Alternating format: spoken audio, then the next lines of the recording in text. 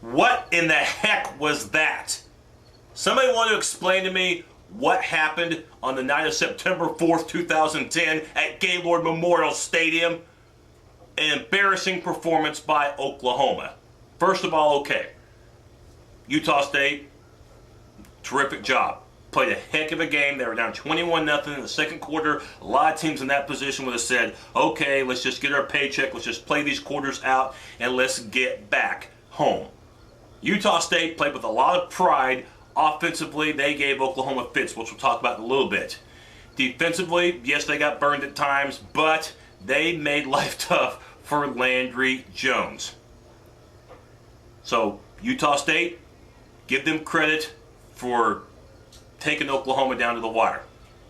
Having said that, though, awful, flat out awful by Oklahoma. 34-point favorites, according to the Las Vegas line, to defeat the Aggies, and yet in the fourth quarter, the game was still in doubt.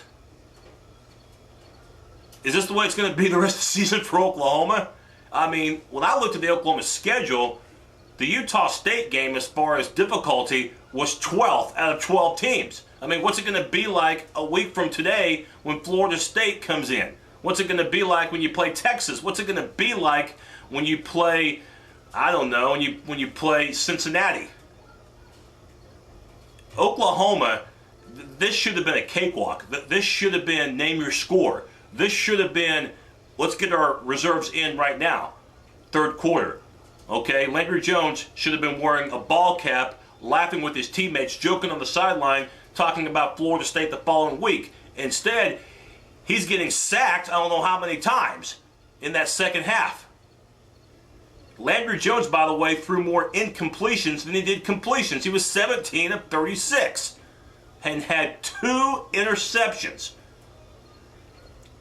I'm dumbfounded. It's almost like this is a nightmare. Yeah, Oklahoma won, okay? Winning beats losing. I've said that before. I'll say it again. But in the near 3 decades that I've watched Oklahoma football, just showing you how old I am, I have never been so whipped. I have never felt so bad after a Sooner victory. Because this is the opener. You have 11 games to go, and unless there's a ton of improvement, especially in the secondary, this Oklahoma team is going to fall off the face of the earth.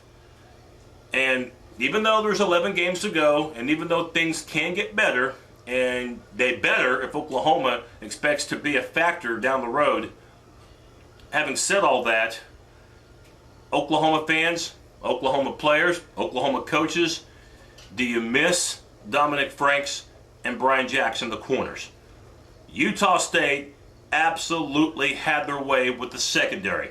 And defensive line didn't help either, because there was times where Borel could have eaten a hot dog and drank a beer and still would have been able to complete passes after consumption. It was that bad of a game for Oklahoma. In the beginning it wasn't. First drive, only took a handful of plays to score, maybe 6 plays. Big DeMarco Murray run, you're up 7-0. And then, of course, you're up 21-0, 4 minutes to go before halftime, and then Utah State all of a sudden catches fire, and all of a sudden Oklahoma forgets what night of the week it is. It goes down to 21-10. Early in the third quarter, it gets down to 21-17, and all of a sudden you've given ESPN, ABC, Fox Sports, you've given them bulletin board material for an upset special.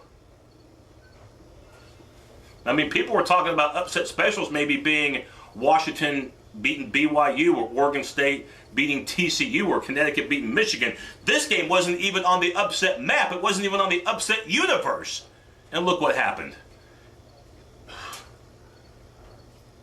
I mean, for the first time in a long, long time, I have serious doubts about Oklahoma's long-term future under Bob Stoops. And maybe as Oklahoma fans, you get spoiled seeing them, for the most part, play in BCS games and win the Big 12. But if Florida State had been the team that Oklahoma had played tonight, the home winning streak ends, and there's a good chance that Oklahoma gets embarrassed. It would have been that one-sided of a game. Thankfully, you got a week left to get ready for the Seminoles. And to kind of give you a perspective of how the odds makers think that Oklahoma is going to do against Florida State, before tonight's game, next week's odds had Oklahoma as more than a 2-touchdown favorite, a 16-point favorite. After tonight, you think Oklahoma's going to be a 16-point favorite to defeat the Seminoles? No, I'd probably say that line gets cut in half at least, down to 8 points. And you might think it's first game jitters. Let me tell you something. Even when Oklahoma did come up with stops, when Utah State had a chance to really cut into that lead, the Oklahoma offense was stagnant. Offensive line still having issues with protection. They're still having issues opening up holes.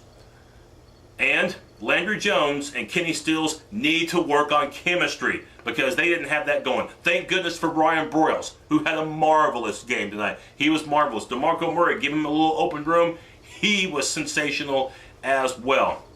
But defensively, awful game for Oklahoma, and at times offensively wasn't good either. You get the victory though, and for Oklahoma, it's 800 the hard way as they win their 800th game in school history. Only a few teams like Michigan, Ohio State, that school from Austin, Notre Dame, Alabama, just to name a few, very select company that's won at least 800 in the history of college football. Now Oklahoma joins that elite group. So some good things did come out of this particular game, but very, very few. More bad things than good. Let's quickly go over the 4 keys to the game that I talked about on the weekly matchup show. Key number 1, Utah quarterback Diondre Borel, thumbs down, way down. He had over 300 yards passing.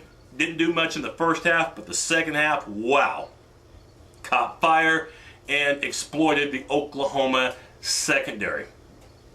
So give credit to Diondre Borel, thumbs down. Borel, big reason, and also because he was mobile too. He was able to get out of the pocket at times, although he really didn't hurt Oklahoma with his feet as much as he did his arm. So Utah State outpasses Oklahoma by more than 100 yards. Number 2, penalties, another thumbs down. 65 yards in penalties for Oklahoma in the first half alone. 3 15-yard penalties, including 2 on Tom Wart for roughing the passer. And one of those roughing the passer penalties, you know what? It kept the Utah State drive going when Oklahoma would have gotten the ball back. In fact, that might have been the turning point when Oklahoma was up 21-0. Utah State was looking at 4th and forever, but automatic first down because of Ward's ignorance, which kept the drive going. Utah State would get a field goal and then would score another touchdown. And then the offense hurt themselves with illegal formation, which negated a touchdown pass from Landry Jones. The next play, Oklahoma turns the ball over. So the penalties, I mentioned it last year, it hurt them against BYU. And tonight, especially in the first half, the yellow hanky, sorry, I'm not going to use a prop like I did last year, ladies and gentlemen. The yellow hanky visited the OU Sooners again. They've got to contain that. Nothing else to say about that. Number 3, the linebacker Wagner for Utah State will go thumbs off. To really tell you the truth, wasn't a standout player for the Utah State Aggies on defense. It was a team effort to keep them into the game after they spotted Oklahoma, the 21 points. And then number 4 for Oklahoma, get the reserves into the game, put the game away. This will be the easiest thumbs down I give all season long. Huge thumbs down, way down. This was not a case of Oklahoma being able to name their score. This was not a case of them being able to play Drew Allen at quarterback or get the backups, third stringers in. This was a case of survival, ladies and gentlemen. Oklahoma fortunate to get out of this game with a victory. And I did not think, even in my nightmares, I would be saying that. But it's reality. I just said it. And you get the win. Time now to learn from this, and hopefully this will be an aberration. But right now, I can't envision that because OU has some major problems. But at least they get the win, like I said. If there is one quick reference of history that you want to use and say this is an aberration, look back to 4 years ago when Oklahoma opened their season against Alabama Birmingham. They were expected to win big that night and actually trailed in the third quarter, and Adrian Peterson caught a screen pass, took it the distance for a touchdown. Oklahoma won the game 31-24. Same exact score. Oklahoma beat Utah State on this evening from Gaylord Memorial, 31-24. So maybe some irony, and maybe, just maybe, we can look back on this game down the road and have a big ha ha ha ha. But right now, it's anger I'm feeling toward Oklahoma. Very disappointing. Just think, what would have happened if Utah State had won this game?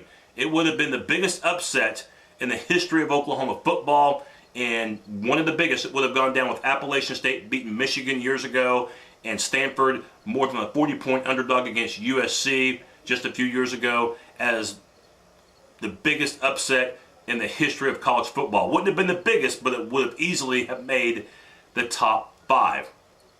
So, you got Florida State coming up next Saturday, September 11th, 2:30 kickoff on ABC. And just be thankful that Oklahoma did not play Florida State on this day. Florida State, by the way, played a pretty bad team in Samford, S-A-M-F-O-R-D.